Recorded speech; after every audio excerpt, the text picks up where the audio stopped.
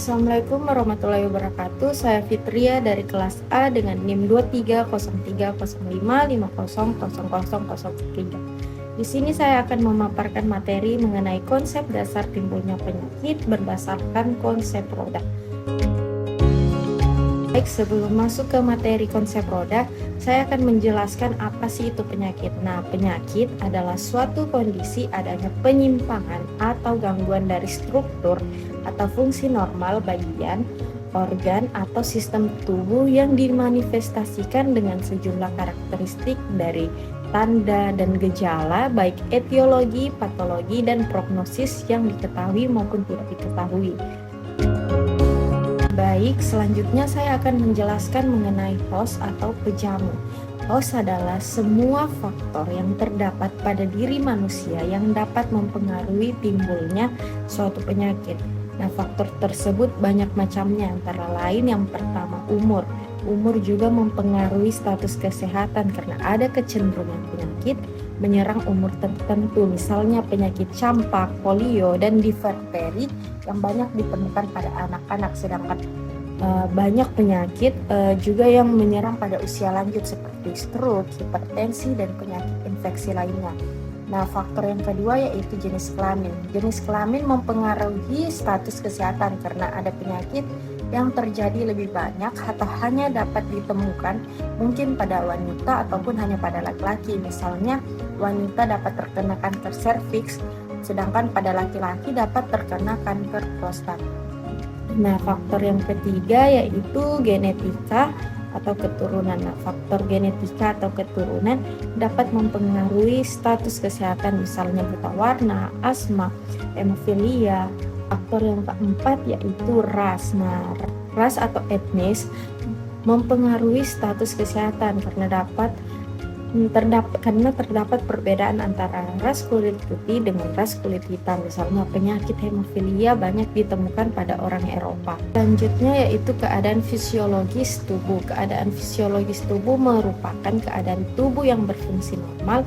Keadaan fisiologis tubuh mempengaruhi status kesehatan, misalnya kelelahan, kehamilan, pubertas, stres, dan keadaan gizi. Nah, selanjutnya yaitu keadaan imunologi. Nah, keadaan imunologis merupakan keadaan pertahanan tubuh atau kekebalan tubuh, di mana kekebalan tubuh didapat secara aktif maupun pasif.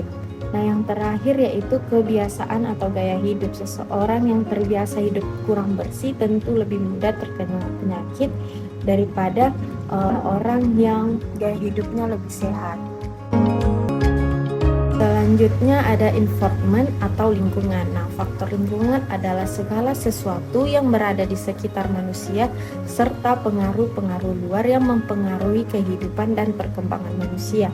Adapun faktor lingkungan dapat dibagi menjadi 3, yaitu lingkungan fisik, misalnya air, tanah, iklim, keadaan geografis, dan struktur geologi.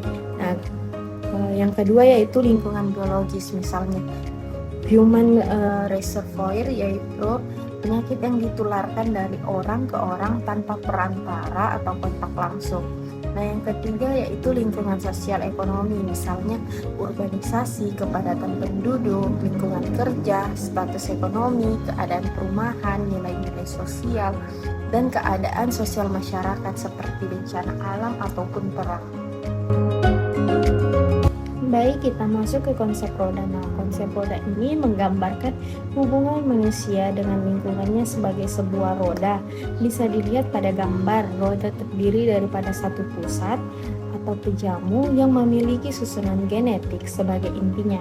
Di sekitar pejamu terdapat lingkungan yang dibagi ke dalam 3 sektor, yaitu lingkungan biologi, lingkungan sosial, dan lingkungan fisik. Nah, model roda memerlukan identifikasi dari berbagai faktor yang berperan dalam timbulnya penyakit dengan tidak begitu menekankan pentingnya agen. Nah, di sini dipentingkan hubungan antar manusia dengan lingkungan hidupnya. Besarnya peran dari masing-masing lingkungan bergantung pada penyakit yang dialami. Jika dilihat pada gambar, konsep roda dalam epidemiologi memiliki beberapa ciri, yaitu menghapus agen sebagai Satu-satunya penyebab penyakit menekankan interaksi kompleks antara lingkungan fisik, biologis, dan sosial. Nah, yang terakhir yaitu memasukkan faktor genetika ke dalam roda. Masuk di contoh. Nah, contohnya yang pertama yaitu penyakit gangguan mental banyak dipengaruhi oleh lingkungan sosial. Nah, yang kedua heat stroke, kondisi ketika tubuh mengalami peningkatan suhu secara drastis. Hal ini dapat dipengaruhi oleh lingkungan fisik. Nah, yang ketiga yaitu demam berdarah karena pengaruh faktor biologi, di mana nyamuk berperan sebagai vektor. Nah, yang terakhir yaitu penyakit keturunan seperti hemofilia dipengaruhi oleh faktor genetika. Contoh lainnya yaitu penyakit stroke. Penyakit stroke dipengaruhi oleh inti genetika atau keturunan. Faktor keturunan dapat menyebabkan terjadinya penyakit stroke dikarenakan oleh faktor gaya hidup atau perilaku si host. Agent dan lingkungan juga mempengaruhi, namun tidak sebesar pengaruh yang diberikan oleh host. Stroke dapat disebabkan oleh hipertensi, diabetes, kolesterol tinggi, obesitas, dan penyakit jantung, dan riwayat mengalami serangan jantung di masa lalu. Nah, faktor-faktor kesehatan tersebut tidak akan dapat memicu stroke apabila host dapat menjaga gaya hidupnya tetap sehat. Beberapa gaya hidup yang tidak sehat dapat memicu stroke. Tidak dapat dipungkiri bahwa gaya hidup dipengaruhi oleh faktor lingkungan, misalnya merokok, mengonsumsi obat-obatan terlarang, dan kecanduan alkohol. Seseorang memiliki kebiasaan seperti itu karena pengaruh lingkungan sosialnya juga. Hal ini yang mengakibatkan penyakit stroke dapat terjadi. Baik, itu saja yang dapat saya sampaikan mengenai konsep roda. Wassalamualaikum warahmatullahi wabarakatuh dan terima kasih.